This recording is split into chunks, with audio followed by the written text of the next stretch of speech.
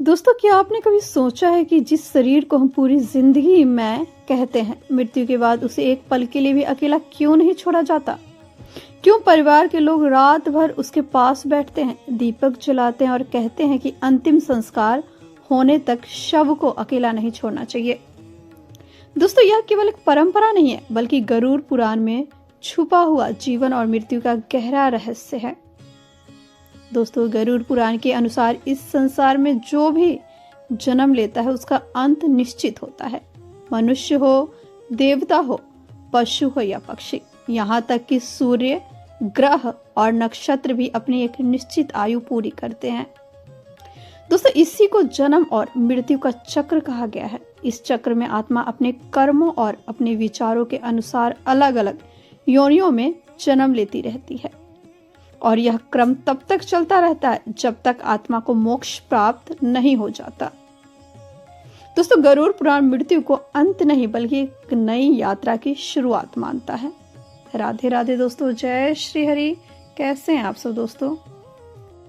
गरुड़ पुराण में बताया गया है कि मृत्यु के तुरंत बाद आत्मा पूरी तरह शरीर से अलग नहीं हो पाती। वह अपने परिवार को रोते हुए देखती है, अपने शरीर को निर्जीव पड़ा हुआ देखती है और अपने पूरे जीवन को एक पल में याद करती है। इसलिए दोस्तों, अंतिम संस्कार तक का समय आत्मा के लिए बहुत संवेदनशील होता है।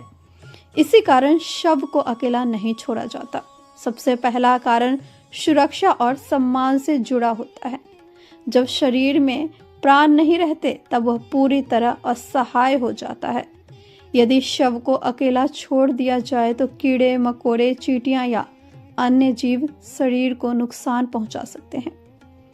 लेकिन यह केवल शारीरिक सुरक्षा नहीं दोस्तों, बल्कि उस शरीर के प्रति सम्मान भी होता है जिसमें आत्मा ने वर्षों तक निवास किया। इसलिए परिवार का कोई सदस्य उसके पास बैठकर दीपक जलाता है और उसकी रक्षा करता है। दूसरा कारण नकारात्मक शक्तियों से बचाव माना जाता है। दोस्तों, धार्मिक मान्यताओं के अनुसार रात का समय सूक्ष्म शक्तियों के लिए अधिक सक्रिय होता है।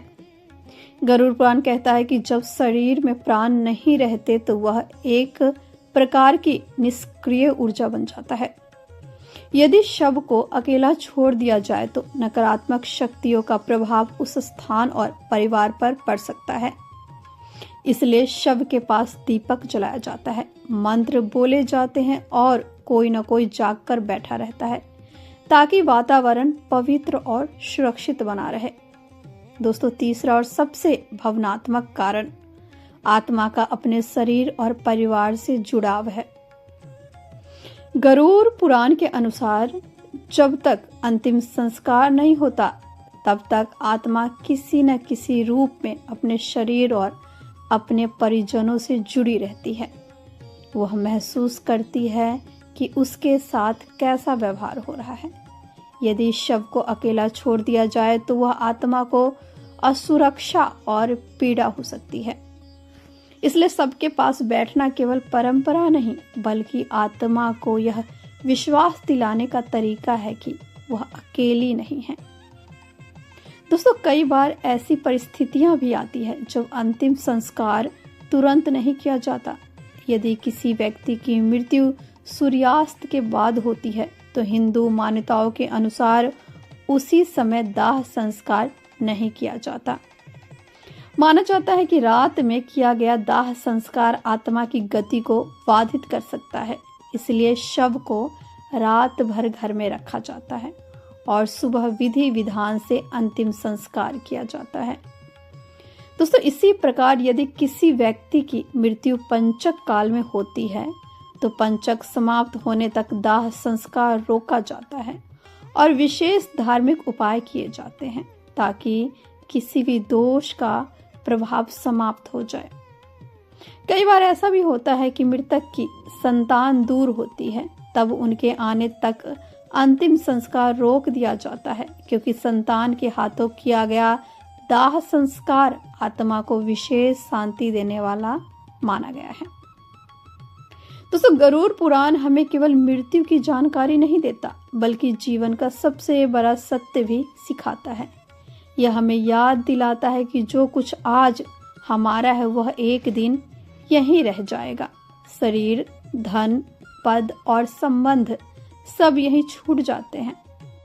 दोस्तों, आत्मा के साथ यदि कुछ चलता है तो वह केवल हमारे कर्म होते हैं। इसलिए जब तक जीवन है तब तक अच्छे कर्म करना, सच्चाई से जीना और अपनों से प्रेम करना ही सबसे बड़ा धर्म माना गया है। दोस्तों, मृत्यु हमें डराने नहीं आती, बल्कि यह हमें यह समझाने आती है कि जीवन का हर पल अनमोल है। जो लोग आज हमारे साथ हैं उन्हें सम्मान दीजिए, जो हमसे नाराज है उन्हें माफ कर दीजिए और जीवन को धर्म, करुणा और सत्य के मार्ग पर चलकर जिएं।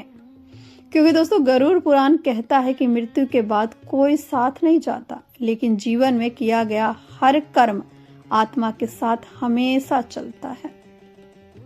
जय श्री हरि, हर हर महादेव, जय गरुड़ देवता।